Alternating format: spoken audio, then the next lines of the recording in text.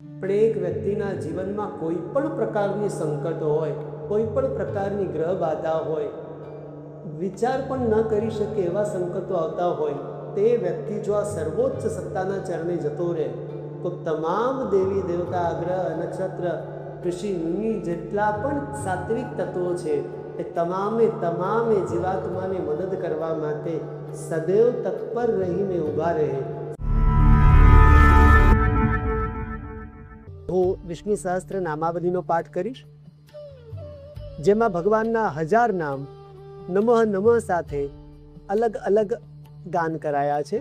જ્યારે આપણે પ્રભુ ઉપર અક્ષતા ચડાવતા આનો પાઠ કરી શકીએ, અથવા તો તુલસી પત્ર સાથે આનો પાઠ કરી શકીએ. અને કંઈ ન હોય તો એક નામની સાથે, દરેક નામની સાથે આપણી એક ભાવનાઓ, આપણા અંદરની ખરાબીઓ ભગવાનના ચરણો ઉપર ચડાવી શકીએ. અને આપણા અંદરની જે સારી વાતો છે કે જે દુનિયા આપણા વખાણ કરતી હોય જે ગુણોના, એ ગુણ પણ પ્રભુ ઉપર ચડાવી શકીએ. એ ચડાવતી વખતે ભાવ એવો હોવો જોઈએ કે પ્રભુ, આ તારી કૃપાથી મળ્યું છે. અને જે ખરાબીઓ છે ભગવાનના ચરણોમાં મૂકવામાં આવે કે પ્રભુ, આની ઉપર તમારો પગ મૂકો કે જેથી કરીને આ નષ્ટ થઈ જાય હંમેશા માટે અને ફરી મારા જીવનમાં ન પ્રવેશે.